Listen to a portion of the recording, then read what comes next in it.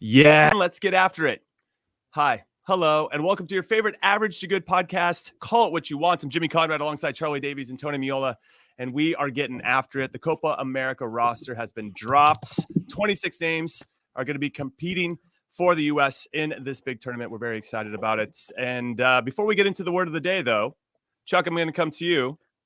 How are you feeling? What's the latest? We one change from this Copa America roster. Timmy Tillman is going to be left off. He's going back to LA. How are you feeling about it?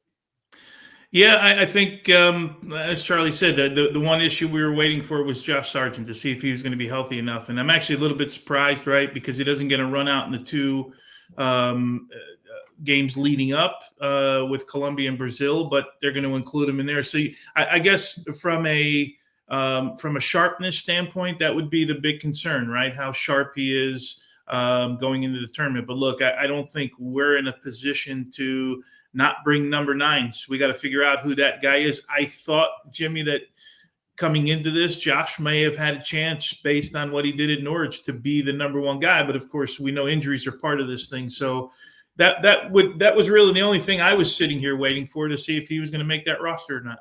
Yeah, he seemed like the easy choice, given that he didn't feature into either the Colombia game or the Brazil game. But clearly there's a little something there, and maybe from the coaching staff's perspective, they're seeing that he can bring something, maybe off the bench, obviously, to get started. Then we'll see if he can start later on in the tournament, assuming we make a nice deep run. All right, let's get into the call what you want word of the day. You guys ready for this? Because Chuck continues to lose. So Tones, you're my heavy favorite here on this one. You're not triggering me here.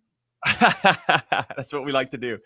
All right, so in honor of it being Pride Month and the first day of the Euros, today's word is used by this European nation to describe the most audacious of tricks, the rainbow flick. Okay, the word is lambretta. And here are your clues. Lambretta. Probably didn't say that right, but I'm trying over here. Your clues, you got to tell me what country or which language this is from. A Hungarian coach allegedly cursed this country's most decorated team after winning back-to-back continental titles with them in the 1960s. All right. And the second clue is Brian McBride scored the 19th of his 30 U.S. men's national team career goals against this national team. Lambretta. Initially, when you said the word Lambretta, I would go Italian. It had a very Italian feel to me. Yeah. When you said it, and then seems Lambretta seem Hungary, Italy. I feel like those were giant. I'm gonna go Italy. That would be my final answer. Yeah, that's my final answer as well. That is a negative. Okay.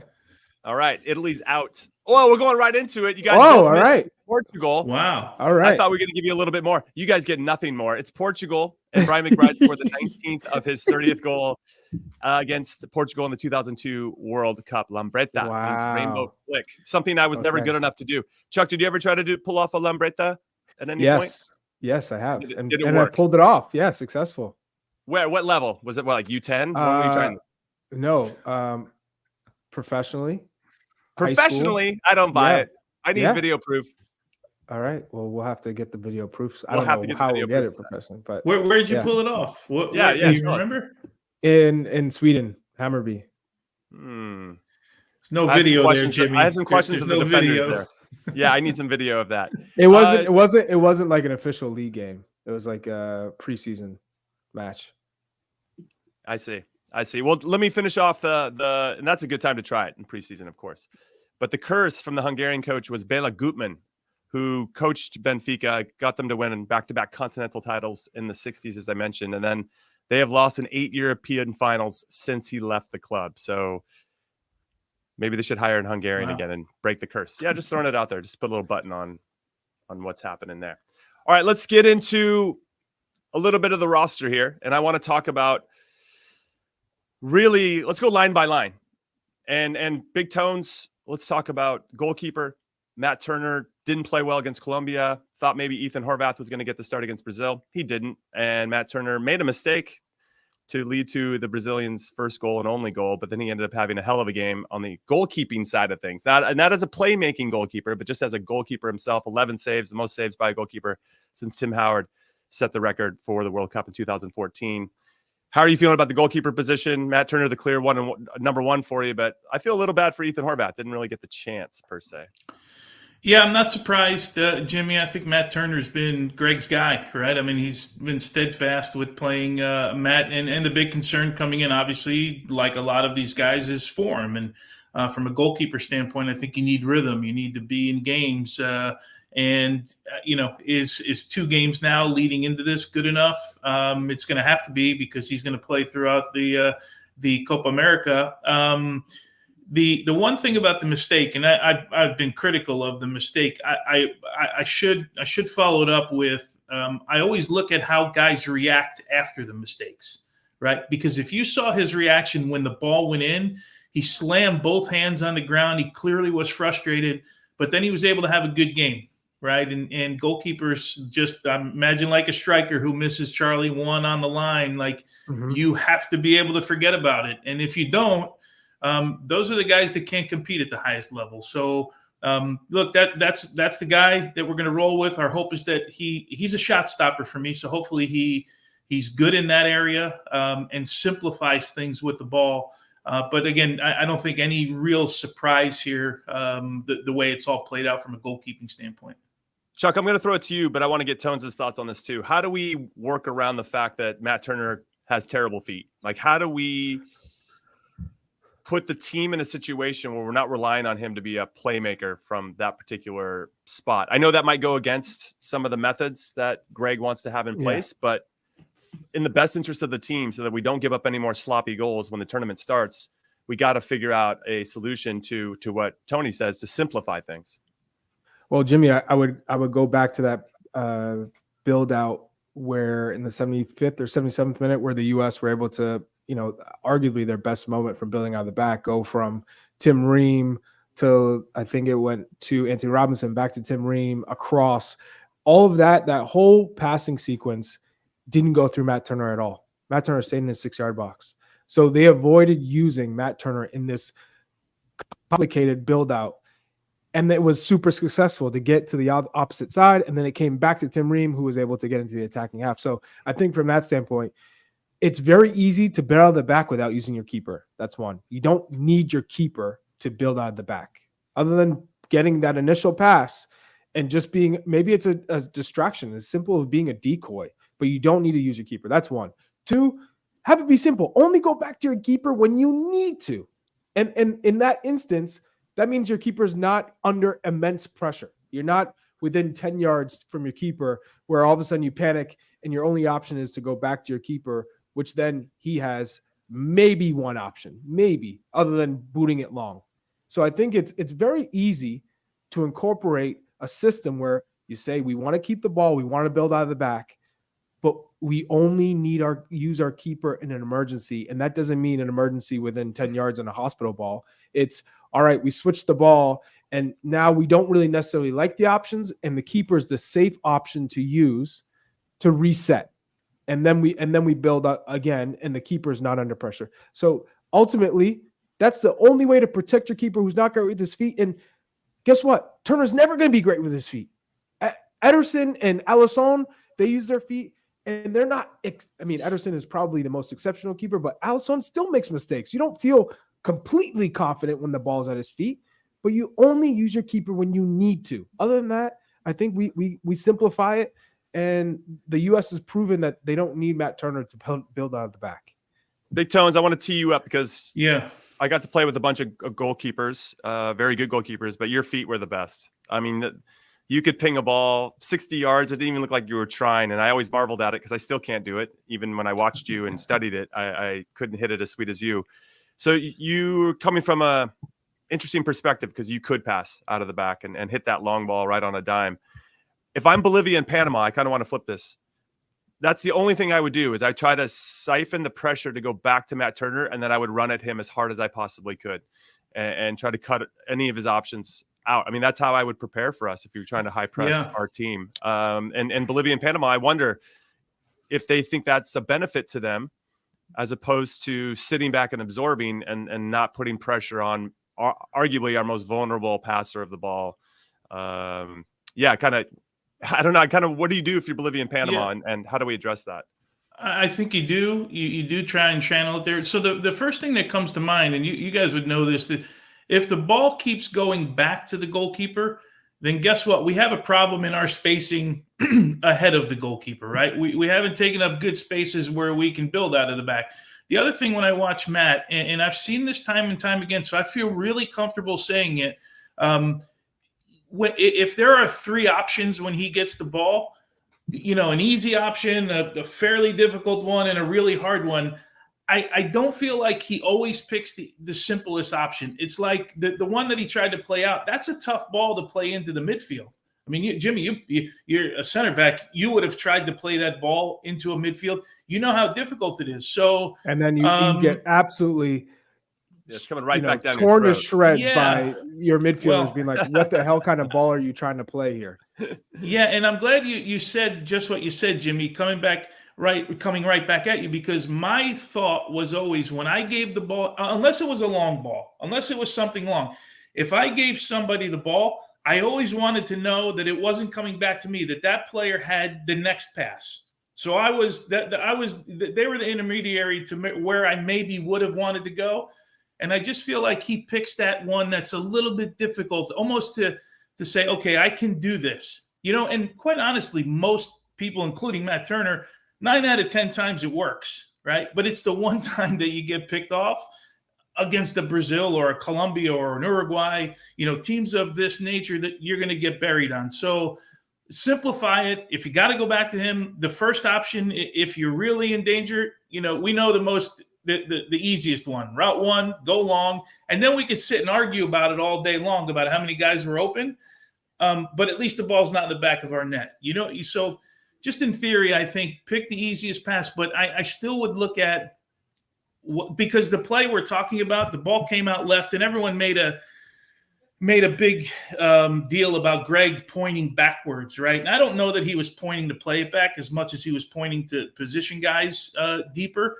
But if you look ahead of the ball, there's a moment in that screen where you can see 10 players on the screen. And the only other one that could have been open was Ricardo Pepi, who's out of the screen. There really aren't very many options. I think it was Anthony Robinson, right, that played it back to Tim, and then it went back, before Matt Turner played it forward. So just look at those things as we build out, because I still think that the number one problem, if we keep going back to him, is we don't have it right in front of him. Mm-hmm, mm-hmm.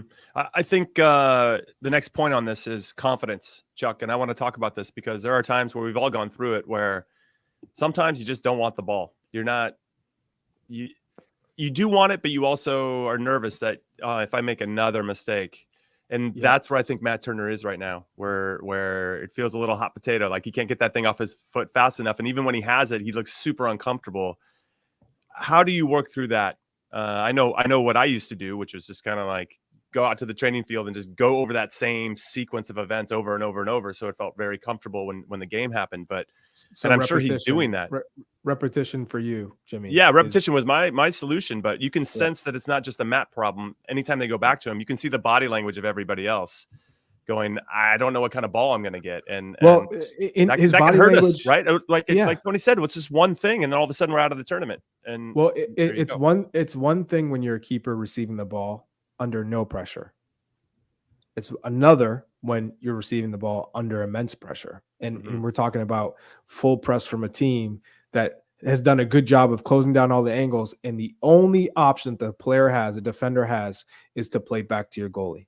The only clear option. And that's when you know that when you're receiving it, you have a striker or a winger bearing down on you, and your first touch has to be perfect, unless you're just planning on hitting it first touch down the line, trying to play it into a channel. And I think for Matt Turner, he knows that Gregg Berhalter expects him to take a touch and find an option. And when you have that in your head and things haven't gone well, that's when the panic happens. And because you're nervous and anxious about that, the rest of the team feeds off of that. And so they don't know how your first touch is going to be. Because if your first touch is a little shaky, you know that you either have to take a second touch quick or you're playing a forced pass. And so I would, again, go back to only give it to Matt Turner if you know he's going to have time. Otherwise, guess what? We're going back to get into the channel and have our strikers or our wingers be ready for that ball into the channel. And if you're playing Timothy Weah, he's exceptional at balls into the channel. So there has to be a trigger that as soon as it's going back to the keeper, everyone's anticipating a ball into the channel. And to go back to your repetition, have that be something that he knows exactly where he's trying to pinpoint that ball. All right, into this channel with this much pace, I know I'm going to give Timothy Weah or I'm going to give Christian Pulisic, who we've seen excel in Milan with the balls over the top. If our center forward is maybe occupying the two center backs or checks, I'm going to create a little space for our dynamic wingers to get in there and have a chance at it. Yeah, there's no question this guy's an incredible shot stopper, but when he gets the ball at his feet, I'm nervous watching him. On TV, I'm like, I don't know what's going to happen here. I'm already feeling bad for him because it's probably not going to be the right decision. And even when he hits it out of bounds, you can see all the guys going like, crap, we just gave up a ball we didn't need to. But to your point, Tones, we should be able to play out of these situations. So either the support on the ball isn't fast enough or we need to figure that out ASAP. Just be smart. Just be smart. Look at all the keepers in the world. We don't have to be Brazil or Manchester City. But right? Our coach is asking and demanding that of our players, and we've seen that when Zach Steffen was still in charge. If you are a keeper at 10 years old or 12 years old and you've been doing this your whole entire youth career and you understand exactly how you use every part of your foot and you're very comfortable technically as a keeper, great. Matt Turner just learned how to play soccer in high school. No, I get that. But Jimmy, where he is exceptional as a keeper. It's absolutely exceptional where he is. But to go sit here and talk about Matt Turner trying to build out of the back like he's Ederson, let's be real. Let's be realistic. There's plenty of keepers who are adequate enough to play out of the back. But when we're talking about a certain level of difficulty, there's no need to put Matt Turner in that position. That's my point. But Jimmy, you say our coach, and I know we got to go to a break here, but you say our coach, that's how he wants to play. But how many times in both your careers, all of ours, right, has your coach said, I want to do it this way. This is the way I want it done. But you're the guy on the field with the ball. You see something different. That's soccer IQ, right? That's like, I know he wants me to pass it over here 10 yards, but I see better option at 25 yards over here or, up the field somehow. Like, I get that's what the coach wants to do, but you got to make decisions on the field, regardless of what the coach wants to do. Like if Tim Howard was in goal right now, would you say, all right, I want you to continued? It's like, no, that's not Timmy's game either. Right. You're going to do what's best for the team. He's your best keeper. So stop doing that. It's simple. Stop yelling at me, Chuck. We're on the same page here. We're on the same page. I don't know why you're yelling at me. You're yelling at me. I don't understand it. All right, we're going to take our first break and call it what you want. When we come back, we'll talk about the defenders next. Don't go anywhere. Have you heard of semaglutides? Ozempic, Mounjaro? Hartman, this could be dangerous. Let's do it. South Park, The End of Obesity. New exclusive event. Now streaming. Exclusively on Paramount Plus. Welcome back, everyone, to Call It What You Want. I'm Jimmy alongside Chuck and Big Tones, and we are breaking down the Copa America roster. It's been set. 26-man has been announced by Gregg Berhalter and his staff as we lead into our first game against Bolivia. Very excited about that, of course. Let's talk about the defenders. We just got into Matt Turner and his situation. We saw the same back line rolled out for both the Colombia and Brazil game. So, yeah, we got Cameron Carter-Vickers, who didn't do much in his appearance, but it looks like we got our back four set. So Jedi Robinson's going to be on the left side. Tim Ream and Chris Richards will be in the middle. And then we have Joe Scally playing on the right, who did pretty well defensively, holding his own against Lucho Diaz and Vinicius Jr. Won't have as stiff of a test against Bolivia and Panama, but Uruguay will obviously cause us some problems in all areas of the field. How are we feeling about this back four? Chuck, I'll come to you first. You like the center back pairing of Richards and Ream? Do you think it's our best one? Do you wish you would have seen something different? I wish we would have seen something different, but mainly at the right back spot, not necessarily the center backs. I mean, how can you argue it after the Brazil game when you're tested by Rodrigo and Vinicius Jr.? Of course they weren't, and Rafinha. Of course they weren't at their best in certain situations, those three attackers in particular. But, Cameron Carter-Vickers just didn't help himself in that Colombia game coming in. And next thing you know, they get 3 goals scored on them. So I know it's not entirely his fault, but he wasn't that sharp in that match. And it's hard to say, hey, you come into a game against Colombia 0 to 100, and I think for any player in that situation. But yeah, I think I would have liked to see Cameron Carter-Vickers from the start and see how that looks. But I mean, I think there's just a good understanding between Tim Ream and Chris Richards. I think they complement themselves well. So in terms of that partnership, yeah, I think it looks great. We've also seen Miles Robinson and Chris Richards work well together. But, in terms of who do you feel most comfortable with building out of the back and passing out of the back, Tim Ream is your best passer, 100%, without a doubt. So where he lacks is athleticism, and what he makes up for it is with his brain and his positioning. And so I think there is just a good idea between those two of how they want to approach the game, both from an attacking standpoint and a defensive standpoint. So Tones, talk to me about this. I've been struggling with this in some ways, because the eye test when I watched the game against Brazil in particular, I'm like, yeah, okay, we played pretty well defensively, and then I think, okay, we also had 11 players 30 yards away from our goal for good portions of it to block as many passing lanes as possible and not allow Brazil to find a rhythm. Totally understandable. I get why we did that, but then we gave up 11 shots. I mean, Matt Turner was making crazy saves, and then I think, well, if that's the case, then how good defensively did we play? It's so I kind of wanted to get your thoughts. You and I obviously on the field together for a couple of years, 4 years with Kansas City. So I'm sure we had these discussions in real time, probably in the middle of a game. Like, is that your fault? Is it my fault? Whose fault is it? So I'm kind of curious as to how you evaluate that back line, the fact that we gave up as many shots as we did. With you, like you, I'm surprised we didn't see a change for the Brazil game, just to see a change and see maybe if a different partnership worked. Clearly, the left side with Tim Ream and Anthony Robinson, those two guys have a clear understanding. They play every day together. They've been playing for years together. I get Tim Ream hasn't had the most minutes of late, but for me, he was our best defender, all in all. Having said that, I think I told you the three of us were on the show just before these friendlies, or maybe right after Colombia. I wasn't sold on Joe Scally, and I think a lot of it was I really don't have a big enough sample size of Joe Scally. I don't watch him every single week. I see him when he comes in the national team. I see highlights that people put on. I see that he gets good ratings at his club, that he plays both sides. Having said that, you mentioned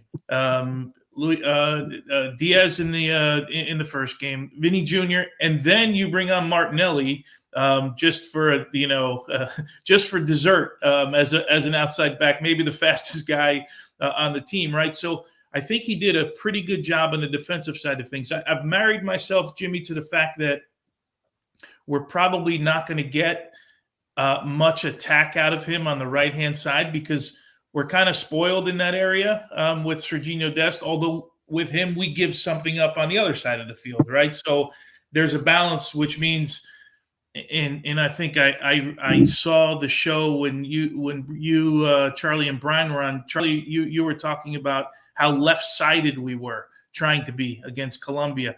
But yeah, very much so. Yeah, and I thought about it, and I'm like, well, what's the other option, really? Like, where else exactly. do we go right now? We got to get So there's no balance. There's no balance. Yeah. So can we get him? I would think against Bolivia and against Panama, we'll be able to see Joe Scally get forward a little bit. And I also think, just by nature, if you think of those two players, and Jimmy as a center back releasing fullbacks, you've played with guys that the minute the ball turns over, what do? They immediately go 60 yards up the field, right? And they're standing at midfield and trying to get forward. And then you've played with guys that kind of see the play a little bit and then get forward when you get into 2 or 3 passes, and then you have control of the ball. So I'm guessing that's more Joe Scally's sort of mode as an outside guy. I guess for me, and this is where I'm a little bit disappointed with the opponents that we played against. I mean, obviously, if we have a chance to play against Colombia and Brazil, we got to take it. But Bolivia and Panama are going to present 2 different styles. On paper, or at least in theory, they're probably going to sit back a little bit and try to hit us in the counter. We'll have a little bit more possession, I think, than we did against the other 2 teams that we just prepared against. So I just wish we would have seen an opportunity to get, and I know I'm beating a dead horse here because clearly Gregg is not going to do it, but a Timo Weah or Weston McKennie at right back. Yeah, you put an attacking player there. We can bring, that would give us the balance that we're looking for, and it would give us another threat to join the attack and create numerical advantages, either in wide spaces or if they want to cut in and be an inverted fullback or whatever it is, we could do that too. And I think we have the players that have the IQ to make that happen. And I think against Bolivia and Panama, that would be nice to see. But because we never got to see it, we're just going to roll out Joe Scally, who we're going to need to get into the attacking, fray. And against and not only we're not going to get it. So I'm frustrated about that. And not only are we not going to see it, Jimmy, Shaq Moore is brought on the squad, so that means in Gregg's line, that's your right back too. It's not Timothy Weah or Weston McKennie. They're in their positions. That's not changing. And if Joe Scally can't go, it's Shaq Moore because they believe he is the best 1v1 defender. And to be honest, I know he's a good defender, but to that extent, I have yet to see it. So once Gregg said. Did you remember when Gregg said before the Colombia game that we're going to give our right backs who play right back the chance to play right back, or something that I'm paraphrasing, but I knew at that point he was not going to play Weston or Timo Weah, and that's it just wasn't going to happen. But what's crazy to me, it really doesn't add up, is that we are losing Serginho Dest to an injury, and in your mind, you see the balance that we have is, we can go down the right where Serginho Dest and create, and then you can find those 2v1s with Timothy Weah and Serginho Dest. You're taking that away, and you're adding two right backs who only defend, who give you nothing going forward. So now you are completely unbalancing the team because you don't have that option anymore. And the team is used to that option. So now you're taking that weapon away. And now when the players get to that position, they look and they go, I have a guy who actually doesn't want to attack, who doesn't feel as comfortable. And there were two moments where Joe Scally attacked in the Brazil game. I went, what? My eyes almost popped out. Yeah. I think he thought the same thing, Chuck. He was like, where the hell is that? Where'd the hell that come from? But it was only twice. It was two moments. So can he do it? Well, he showed he can do it, but I don't even think that feels comfortable to him. And maybe it's to him, it's too big of a risk. I don't feel maybe at the international level I can do that, but it's mind-boggling to me that you take a weapon away through injury and you replace that weapon with two players who don't do anything of the attacking kind of prowess that you once had. So I want to jump in. A couple comments first, Big Tones. One, of course, we have total respect for Bolivia and Panama. I just feel like on paper we should be able to drive that game a little bit more than if we're comparing it to Colombia and Brazil. I think I'm stating the obvious. I don't think that's a hot take by any stretch of the imagination. I know Bolivia is going to cause some problems for us, but I think we could cause some problems for them where they put them on the back foot and we can be on the front foot. And I think having an attacking outside back would do that. Does that mean it's going to score more goals, to Jackson's comment? No, we're not saying it's going to help. Well, in theory, it could help us score more goals if we have balance, because then it makes us more unpredictable on how we want to attack on both sides. Does it lead to more goals? Sure. Listen, Joe Scally was fine, and I was glad that he stood up. I think he was better than fine defensively. Okay, that's fine. I mean, but I guess we've been maybe a little bit spoiled with regard to Serginho Dest and his ability to get forward. That I'd like to see a little bit more from him. But that might not, in fairness to him, that might not be what he's being asked to do. And well, obviously with Lucho Diaz and Vinny, you're going to sit back and not try to take that risk. So to build off of what you said, Jimmy, I would rather Yunus Musah playing right back if that's what you want, and then you could have Tyler Adams, McKennie, and Reynas. You still have that trio with Musah as right back, knowing that, hey, my man can dribble out of problems. If you need an outlet, someone who can give you at least something on the right, where there's someone who's comfortable on the ball, great. But then you have a right back option. You don't really necessarily need someone who's very anxious when they get the ball at their feet. I'm going to use that as a segue.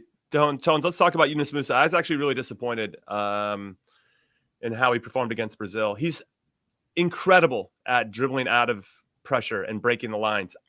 When he gets there, it's like Matt Turner with the ball. No, I'm just kidding. It's not Matt Turner on the ball, but it seems like he, outside of that shot that he took that hit off the crossbar, amazing. where there was a clear idea what he wanted to do, and But it was just one time as well. I get it. Yeah, I mean, it's that next pass, that connecting pass. It's either he's trying the hardest one possible, or it's like he's refuses to play simple, or whatever it is in that space. But I wonder what happens there. And yeah, give me your thoughts on the midfielders, because at this point we have to start Tyler Adams, just in terms of presence alone.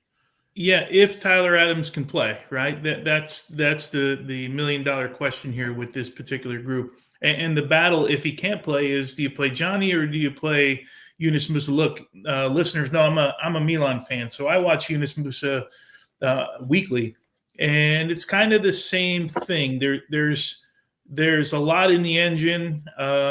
He does a lot of really, really good things, but I think ultimately, as you said, it's when he gets into that final third of the field, how does he contribute a little bit more? The shot is one thing, right? I mean, let's face it. You look up, you have a shot, you hit it well, and how it doesn't, 99 out of 100 times it hits the post, hits the goalie in the back, and goes in the net. This one doesn't somehow. But I felt like Johnny gave us a little bit more in the midfield over the two games. Now, two different teams, two different opponents, so you can slice that up however you want. And I just think Johnny gave us a little bit more winning the ball in the midfield, being in good spots, maybe had the tougher of the two assignments on the day with starting against Colombia. I think Gregg's got a decision here, and the decision starts with the health of Tyler Adams and how that plays out. But in watching Yunus, and remember, Yunus is what, 21 or 22 years old? Like he's still young. It's not like a guy feels like he's been around for years, right? You see things that he does, and I think he's best when we sit back and when the ball turns over and he's able to dribble one guy through the midfield and he's running with the ball. That's where I think is his best quality. But he does leave you wanting sometimes a little bit more of that, a little bit more of what he does well.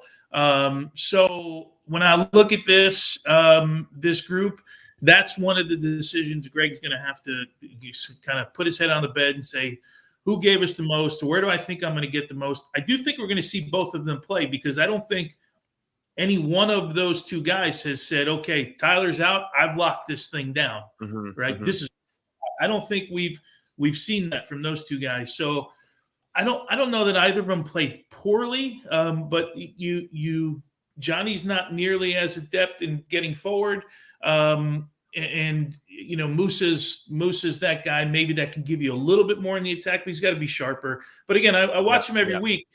I kind of come to expect from Yunus Musah exactly what we got on the day, and you're waiting for that one moment of magic. Yeah, I just want to add that Yunus Musah has more talent in his pinky than I have in my whole body, and I'm a big fan. I just disappointed that we're not seeing a little bit more of that decision making get more mature and evolved, where he does break the lines with his running, and then it's okay to just get it to somebody, get it back, and just kind of find the rhythm once he's now entered into a new part of the field. And so I guess that's where I'm coming from, and just demanding a little bit more from him and that consistency in his decision making. Now, Chuck, I guess the big question I would here say, I mean, if Yunus Musah, when he took that shot and hits the crossbar to start the game, right, against Brazil, knowing that he can do that, it's can he do it more often now? If you're taking shots from outside, putting it on goal, testing the keeper, guess what? Now the center back step to you, and then you could see his dribbling ability bring him into the box, and whether it's the right pass or the center back steps to him and creates that little pocket for a Pepe, Musah, Sargent, or Balogun to run into. And so that's where he could be an incredible 10. He could be an incredible 8 who gets more goals and assists. But either way, that's why he's been used all over the place, because he hasn't been definitive in the attacking third. If you knew what you're going to get from a consistency standpoint from Yunus Musah in the attacking third, there would be no question where his position on the pitch would be. But now we're seeing him at Milan playing at right back, playing in the same with the Valencia, playing right wing, playing right back, because he is an exceptional dribbler. But then you're saying, okay, what happens when you get in the box? What happens as you come to the attacking third? And so to your point, it's got to be more decisive, and I want to see him be more confident with those decisions that he makes. Right. Okay. So the big question, this is for everybody watching or listening, and for you too, and Chuck, I'll come right back to you on this. Do you start Tyler Adams against Bolivia? Do you start him against Panama, or do you wait to kind of ease him into the game where we know we're going to need him for sure, which is Uruguay? I think you have to play him. I think it's. But do you risk it? But it's about sharpness. It's about sharpness at this point. It's about building confidence. So, do you start him? Yeah, give him 45 minutes. See how his body goes. Give him 60. You have to play him. You can't not play him and go from zero. I want to play him 90 every single game, but I'm just saying the guy feels like a glass house right now. You were kind of hinting at, all right, don't play him. Maybe play him, 15 minutes like you did, and then play him for the start Uruguay and see how it goes. You have to build them up, and you can't go from 0 to 100 against Uruguay. Next thing you know, you're chasing Darwin Nunez and chasing Fede Valverde. It just wouldn't work. So you're building them up, and then you need to at least see that he can go 75 minutes against Uruguay. I'll tell you that right now. If he can't go 75 minutes, and would you put him in the team if he couldn't give you that? Keep him in this roster if he couldn't give you at least 75 minutes by game 3 against Uruguay? And then you're talking about the knockout round. So you have to recover, because you got to go at least 60, 75 again in the knockout round. So you have to play him, and his body should be good. It should be at that point fit and ready to go, because the response now for this first match, he has to start, I think, and then you see how he is for the next game. Yeah, I mean, there's lots of questions about Tones, like, why is this guy even on the roster if we're not going to play him? Why are we so heavily reliant on someone who's been hurt and hasn't played in meaningful games? Because the guy has incredible presence, and he is a proper leader. And even if he's not playing, you know that he's still holding guys to a high standard. There's some accountability, and that's why he's on the team, as well as what he brings to the team on the field. But do you start him? Where are you on the Tyler Adams situation? Well, with injured players in general, I'd like to start them when they're coming back, because then you can take them off and make a sub if something happens. You're not putting them in and then something happens again, so you're making 2 substitutes.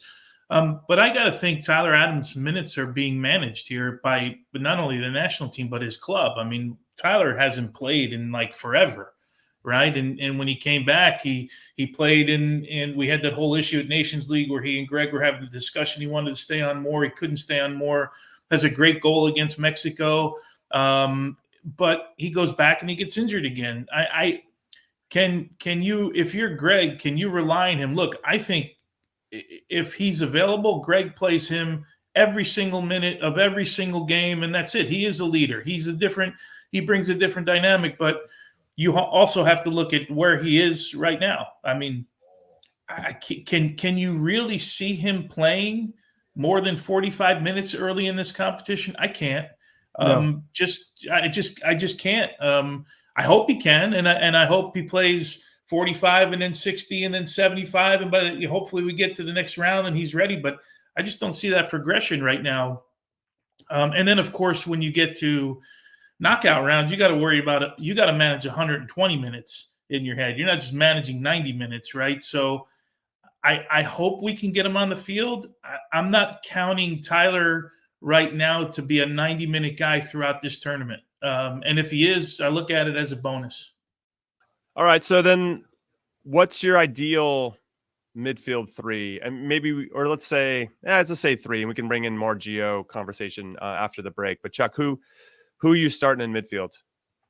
We know who the back 4 is. We know who's going to start in goalkeeper. But who do you think against Bolivia in particular? Let's make it opponent specific. Yeah, who are you going with as your midfield 3? You got to start your best team in this first game to start. Is Johnny Cardoso in there for you? Is Johnny? It's Tyler Adams. He starts in this game, and then I'm starting next to him, Weston McKennie. And then Gio was Reyna, quiet, by the way. Very unlike Weston to be that quiet in 2 consecutive games. Very, very much so. But you best believe Copa America. He's saving it for the Copa America. It's fine. Everyone's on, and this is a Bolivia team that is not great. So you got to start strong. Start a tournament strong. You got to start with a win. You got to start with the right energy, the right attitude, lay the foundation, set the tone for the tournament. And I think that's who you got to go with, especially if set pieces may come into play, to get that first goal.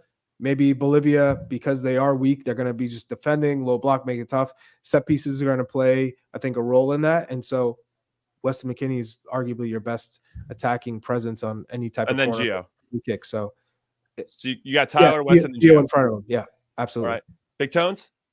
Yeah, the way hopefully the game plays out, where we're talking about have a little bit more of the ball, which will allow our fullbacks to get higher. I start Johnny, who's a more defensive guy, to sit in front of the back four, a guy that breaks up plays. And then I'm glad we're going here. Weston needs to be more involved, and somehow we need to get Gio Reyna higher up the field. And hopefully against at least the first two opponents, we're going to see that, because we know that's where he does his damage. Against Mexico, as good as he was in that final, what was everybody's complaint, right? What was everyone's concern, I should say, was that, he was so deep trying to find the game. But I thought he did a good job in doing that. I just like him higher up the field. So if you think that you're going to have more of the ball against Bolivia, you think maybe you can get your fullbacks higher up the field. For me, Johnny in combination of Weston and Gio, however you want to, whether it's double sixes or Weston, he just gets up and down the field. So I think that's how I would go. Again, I'd love to see Tyler Adams in. I just don't know that you start him the first game of the tournament. I don't know if he's ready. I guess we're going to find out, but that's how I would go right now. Yeah, I'm torn, kind of in between you guys, but I think I'm going to lean more towards what Chuck is saying. I think getting Tyler 45 minutes and seeing how it goes, seeing how the team's moving around him, and then bringing Johnny on at half, I think makes a lot of sense. But also getting your best team out there. We have to win this first game. If we don't win this first game, we're in some real trouble the rest of the group. So. I don't know if you guys noticed, but I'm in the chat. And so S27, who's a regular listener, he asked, why are you in this room, Jimmy? And I said, you're in for questioning. You're the police. I can't confirm or deny. The police have you in.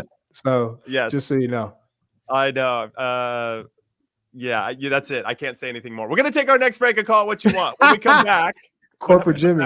We're going to talk about our front three and who we would like to see start against Bolivia. Do not go anywhere. It's a Sunday in Seattle with another round of the Cascadia rivalry on CBS and streaming live on Paramount Plus. Keep your eyes on me. Oh, welcome back to Call It What You Want. I'm Jimmy Conrad alongside Charlie Davies and Tony Meola, and we're breaking down the 26-man roster for the Copa America, mainly by getting right into it and who we'd like to see start the tournament for us against Bolivia and who we think our best front three is. And in some ways, I think we need to talk about who's going to come off the bench and be those game changers that we're looking for as well. So Big Tones, I'm going to come to you first. Let's just talk about the number 9. We'll let our resident number 9 hear your thoughts, and then we can get his thoughts about that with Charlie. But why me? Why me first? Why not? Because why not? We got Brendan Aronson as an option. Flo Balogun is in. Pepe, Christian Pulisic, Josh Sargent, Timo Weah, Haji Wright. Those are all kind of the listed attacking players. Obviously, Gio would factor into that too in some capacity. But didn't see a lot of Haji Wright. Pepe got the start against Brazil. He put in a shift. Balogun came on as a super sub. Maybe that's the best role for him. And I don't know. I guess it kind of depends on the opponent per se. But no big surprises here other than Josh Sargent remaining with the team despite having an ankle injury, not featuring in any of the 2 games. I like Sargent a lot. I think he can be a nice spark for us, whether he starts or comes off the bench, and gives us maybe a bit of a different look and can play all 3 positions if needed. So yeah, I'm kind of curious. Big Tone's coming to you. I'm teeing you up, putting you on the hot seat here. Yeah. Who would you like to see against Bolivia in particular? Well, I think we're set right with Christian on one side and Way on the other side. And in the 9, I'm going to guess you go with Flo Balogun, because I don't know that Ricardo Pepi did enough to kind of unseat him, if you will. I'm a fan of Ricardo Pepi. I really am. I like his movements. I like the way that he plays.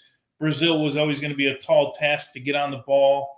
But I don't know that you make – I say a change. And the reason I say that, Charlie, is because we've come into this with Flo as our number 1 guy, right? Has he produced like we wanted him to? No, he hasn't. Do we expect more out of him? Certainly. Does he understand the players around him? At least it doesn't look like that right now. And do they understand him? No, but I think if you make that change right now in the first game, it becomes a big talking point. And you guys know the last thing you want going into competitions is a lot of noise. And that, for me, would be the biggest noise. I don't think the number 6 is a lot of noise if Tyler Adams is not fit. It's whoever Gregg wants to play. I don't think anyone's going, oh, you played Johnny over Eunice, or you played Eunice. But at the 9 position, if we make that change right now, you're answering a lot of questions about that. And I don't know that you want that right now. And I don't know that anyone's done enough to sort of unseat him at the moment. If Josh was fit, I would have thought he would have had a shout. Mm-hmm. But I personally would start the competition with Flo, because then the other thing is, Charlie, and you would be the best to answer this as a goal-scoring 9. If you put Flo on the bench, he's probably feeling the pressure, right? I got to score goals with the national team. If you bench him the first game, what's the mentality from there? And what are you thinking when you go back to the room after you have that team meeting? You normally do your meal, your team meeting, get the lineup, and then you go back before you get on the bus, right? What are you thinking on that walk back to your room at that point? Yeah, for me, Tony, I think it would speak volumes if he did bench in a way Balogun, because then you're saying, hey, doesn't matter what your name is, or what matters is how you perform, and he hasn't performed well. But I go back to the style of play and the support that he's getting, and so how does he fit into the system? Ricardo Pepi knows how this U.S. team plays. I thought he did well to kind of insert himself when he could against the Brazilian side, winning balls back and doing the defensive work, doing the dirty work, which is what Ricardo Pepi has come to do with this U.S. team, to figure out a way to make an impact. But Balogun has more quality. We haven't been able to see it just yet because they haven't really activated him in the way that Balogun, I think, would thrive with this U.S. side. And that comes down to the tactics. If he's not involved, which he's not a player who just sits up there and camps up there like Erling Haaland does for Manchester City, and all of a sudden countless balls are being whipped in because you have possession and you get your outside players service, you play the ball to them so they can whip the ball in and give you service. And so that you're not seeing Balogun, and that's not Balogun's strong suit. Balogun's strong suit is popping off the shoulders of the center backs, getting to his feet, playing 1-2s, and little through balls where he's quick. He doesn't have the pace that we've seen some of the great strikers around the world have, but he's quick in short distances. He can beat center backs to that spot, and that's what made him excel in France when he was with Reims. Not so much with Monaco. He had a difficult season this year at Monaco, but I would start Balogun. And you're playing against a team that is probably not going to have that much possession, is going to be really defensive. You need someone who's comfortable with the ball at his feet, who can create space for himself and other players. Start off well. Give him that confidence. Say, hey, you're my guy. You're wearing the number 9 shirt. Go out there and perform. Be the guy for us. You're going to be the striker that gets us far in this tournament. So I'm with you, Tony. You start Balogun.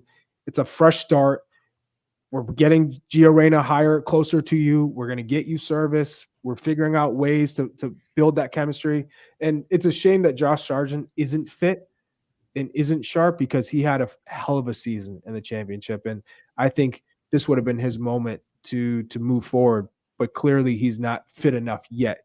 That's why we hadn't seen him in the 2 friendlies. So as an option off the bench, maybe Sargent plays his way into the team, or plays himself into getting more minutes. But I think you got to go with Balogun to start. So Chuck, I think you said in the last episode, which was yesterday, that you would start Pepi against Brazil. Maybe I'm having some revisionist history, but no, I just was breaking it down, and I'm going into it. And because of this game, if we started with Uruguay at first, I would probably start with Pepi, given that we're probably going to be defending a lot more. And you need your striker just to be working defensively. And I would, if you're going into a game like that right now, given how the team's playing, I'll start Pepi. But against a Bolivia, who we should absolutely dominate in every phase of the game, I would go with Balogun in that instance. Now that I'm breaking it down and thinking about the team that we're playing. I think what's interesting is I agree with you on both of your assessments of what we should do. I think Flo should start. I think there's to your point, Tony. I think there's an emotional component that needs to be brought into it, a confidence component that needs to be brought into it. And Bolivia could be that slump buster, as it were. Like if he gets a goal, you're just like, okay, cool. Now we're going to see Flo with some confidence. Because right now he's not touching the ball a lot. And it feels like that's by design in some ways because Ricardo. But that doesn't suit his game. It doesn't. So here's where my frustration comes in is that I'm going to reference this again because at halftime against Colombia, they talked to Gregg and Gregg basically said we got to get more crosses into the box. Again, I'm paraphrasing, but that was what he was intending or intimating, and that's not Flo's game. Like yes, he can get on the end of crosses, of course, but that's not. We're not playing to his skill set. That's not the best way to play to his player profile. So it just makes me wonder, well, how do we get him more incorporated? How do we get him feeling like he's a part of what we're trying to do in attack as opposed to now, of course, there's always going to be thankless work no matter what position you're playing on the field. But how do we still bring him into the game in a meaningful way? Because sometimes it feels like we're playing like a half-court basketball and let's get the ball out to Christian and clear out. Just everybody clear out of his way. He's going to take somebody one-on-one and get a shot. And how do we look for those combinations a lot? I'm trying to remember a time where there's like a Pulisic Flo combination, and I can't. I think Timo looks for Flo a little bit more, and they combined on the goal against Colombia, but yeah, outside of that, I don't know. It's interesting, and so I don't think we're making Flo as dangerous as he can be because I agree with you, Charlie. He's definitely more talented and has more tools in his tool belt than Ricardo Pepi, but Ricardo Pepi does a little bit more of that thankless work or is more willing to do that thankless work. Tones, chime in, please. Didn't Timothy Weah, I'm trying to think back, wasn't it Timothy Weah that fed Flo for his first goal for the U.S. team? I can't remember. Almost the same area that Weah scored against Colombia. Wasn't it Gio? It may have been Gio, but that type of run, right? Yeah. It was Gio. That type of run, I think, is where we're not fighting him. But if you're going to be a counterattacking side, and that's what we were against Brazil. We were a counterattacking side outside of a couple build-outs when they pressed us in the second half. How much is your number 9 really going to touch the ball, right? I mean, think about it. Your counterattacking side normally comes from a pass that's sprung through the midfield, and then everybody's running forward, and everyone gets kind of one touch, right? You get one opportunity on the ball, and it gets to the next station. You really don't touch the ball a lot. If you're a build-up side like we want to be, then it's, Jimmy, what you're talking about, right? It's combinations. How many times have we seen him back to the goal on top of the box, peeling off and getting a ball, playing it to somebody else or slipping some? We don't see a lot of that because I don't think that's the way our team has played, although I feel like that's the way we were told we were going to play, right? I mean, look at you, to your point, Tony, Jesus Ferreira. So Balogun is an upgrade from how Jesus Ferreira played in terms of checking and turning, but he's more proficient in the attacking third at the higher level. So in terms of that type of body of work and what a striker can do, he's closer to what Jesus Ferreira was, at least what Berhalter thought Jesus Ferreira could do for this U.S. side versus what a Ricardo Pepi does in terms of stretching and running and being that type of player. So I think it's telling what he wants sometimes that center forward to do in terms of pulling off the center backs, checking into spaces to create more room for Christian Pulisic or Timothy Weah to run in behind. But at the same time, you need your 9 to be running into those channels and stretching the back line to create more space in the midfield for Gio Reyna, for Christian when he comes inside, for Weston, for Tyler or Eunice. But it's the variety.